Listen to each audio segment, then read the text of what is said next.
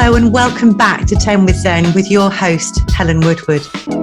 Today our guest is Deborah Brown, head teacher at Buckton Vale Primary School in Tameside and grief recovery method specialist.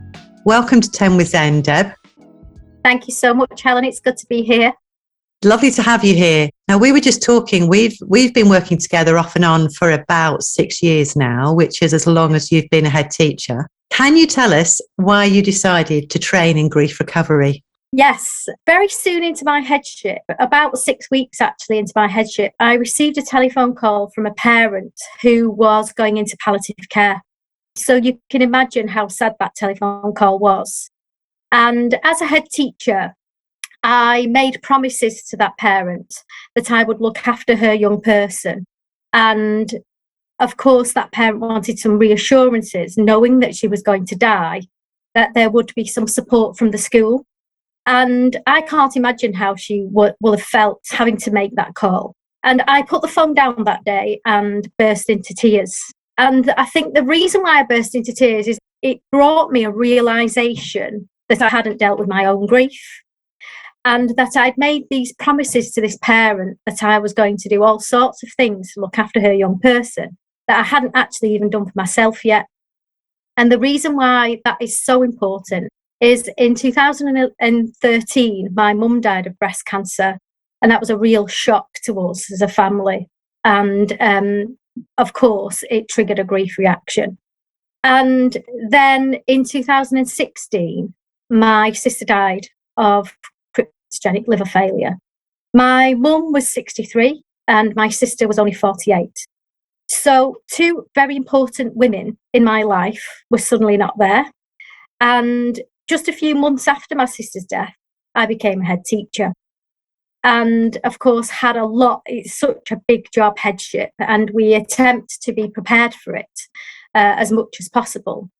But I don't think anything can quite prepare you for a call from a parent going into palliative care. And it triggered a grief response in me that I wasn't expecting, because I'd put my grief over there in a box in the hope that it wouldn't come and get me.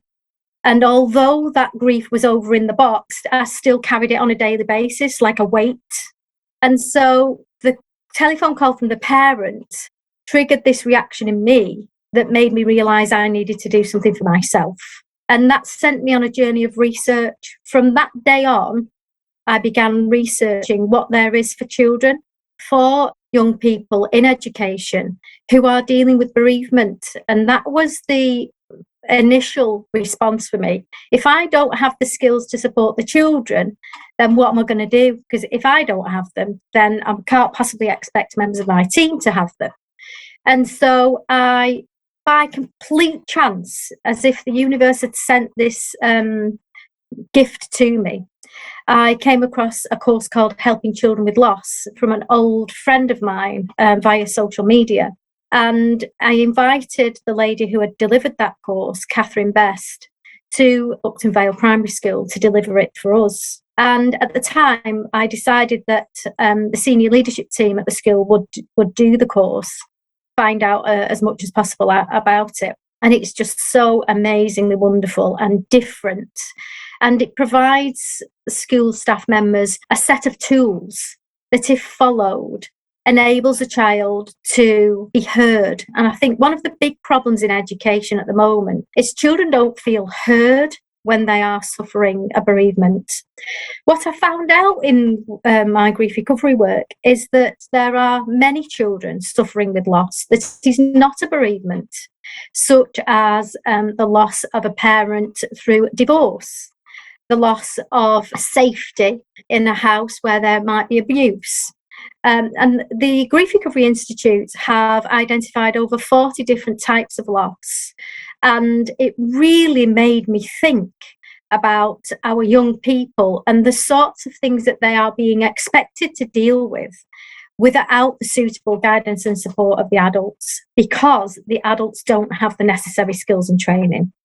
Okay. So one of the things I'm realising listening to you, and I think actually when I think back, it's so obvious. The head teachers are going to be managing this all the time. They're going to be managing this all the time, whether it's the loss of a staff member or the sudden death or illness of a child or a family member or a parent in their school. In fact, when I think back to my son's reception year, by the time he'd left university, 25% of his friends were living, had had the death of a parent. Actually, 25% of that cohort in his class. Now that's high. It's higher than we think. And I personally believe that all children have had some element of loss in their lives because of the pandemic.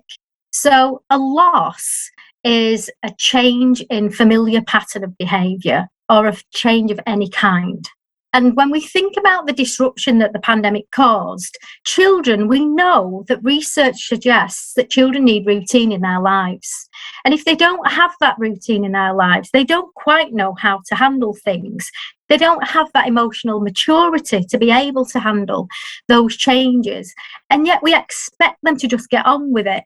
And so when there's a really difficult situation for them, and they're expected to just get on with it. I think the best thing in terms of an example I can give there, when a person dies, many times children are expected to just go back to school.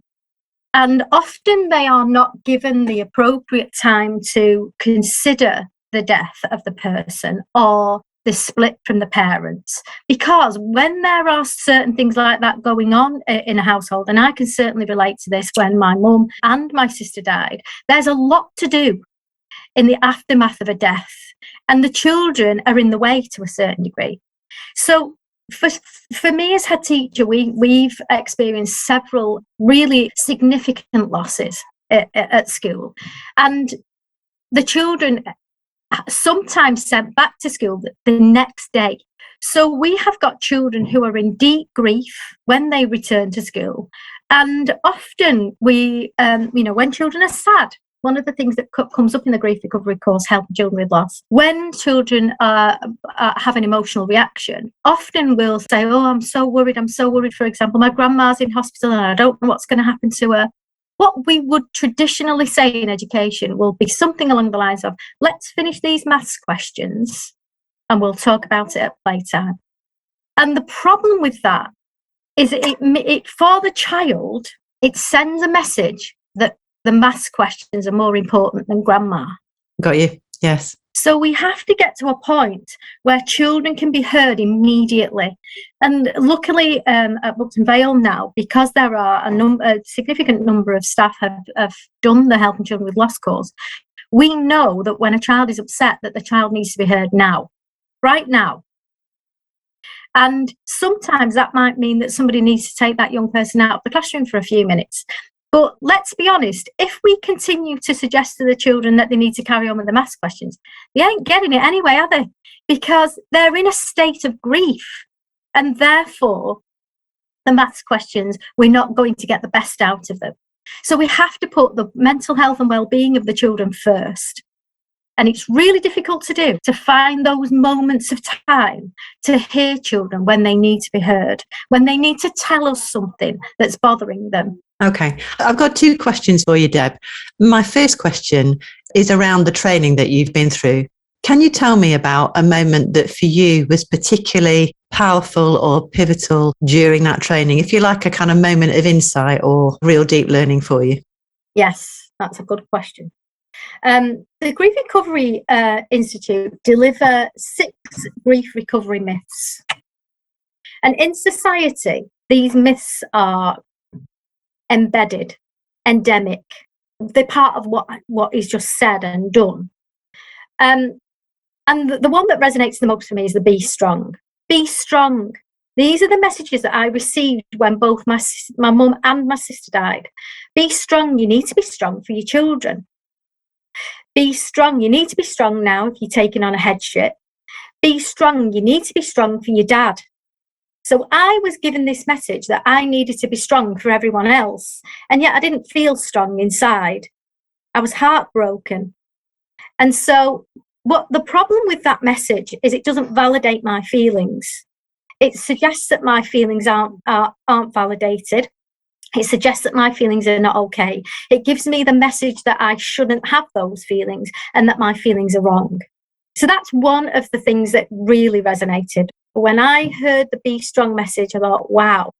Okay, so that leads me nicely really onto another question that I wanted to ask you, because there is a really big difference between training to be a grief recovery method specialist and actually processing your own grief. Those two things are quite different. But what I'm conscious of is that for teachers, teaching assistants, and really the process that you have been through, unless you have processed your own grief, and that can be current, recent, or from many years ago, doing this work with children is excruciating for you. It's almost too hard. It's actually frightening, isn't it? You know, you are going to encounter that. And I always think about the Pemba Chodron quote about how we have to know our own darkness before we can sit with somebody else in theirs. So how do you manage that within your staff team? I'm guessing you've been training your staff in grief recovery. Yes, it's an absolutely brilliant question again, Helen. One of the things about the grief recovery method that is quite difficult to explain, really. The grief recovery method is a process of actions that if the griever takes, it allows a completion.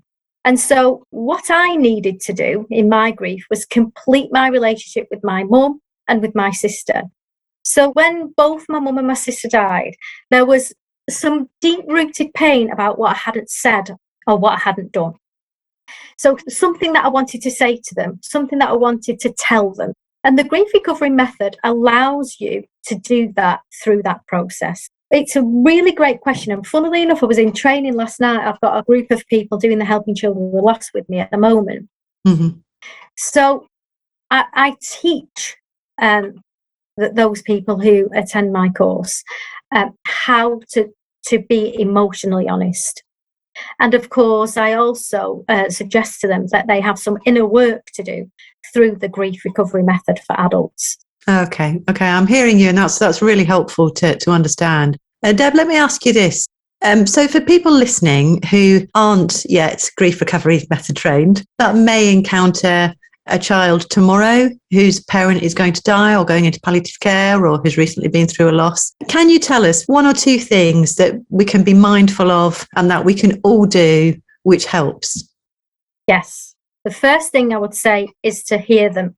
So it's really important that a child has a safe space to be heard, to let them tell you their story. If they have any feelings at all, and sometimes we must accept that the feelings are angry feelings, they're not necessarily always sad feelings, that they are okay. And that we validate those feelings for them. So we say things like, I can really see how sad you are at the moment. I can only imagine, or I can't imagine how hard it must be for you. And you might also say, if a child is angry, I can really see how angry you are at the moment. I can't imagine the turmoil that is going on inside of your body at the moment. Is there anything that I can do to help you? What we do when we do that is we validate that emotional response. Sometimes, especially when children are difficult and angry, they are immediately labelled as naughty. We've got to get away from this in education. There's a lot to do. And we need to start to understand why. Why is a child reacting in the way in which they are reacting? So they're trying to tell us something, and their levels of communication are different to an adult. Okay, so two really key messages there. One is make a space for them to be heard and listened to, a quiet space, a safe space. And the other message is validating the feelings by recognising and naming the feeling and making that space. Yes. That's really helpful. For our listeners, we always follow up our podcast with a blog or a transcript and useful links for you. So do have a look when we send that round. And thank you so much to Deborah for being our guest today. Thank you for having me. I've really enjoyed it. And thank you to everybody today for listening to 10 with Zen. 10 with Zen is brought to you by Zen Educate. Zen Educate's online platform puts you in control of supply and recruitment. To receive 50% off your first day booked with Zen, just DM us on Twitter @ZenEducate and quote 10 with Zen. Thanks for listening.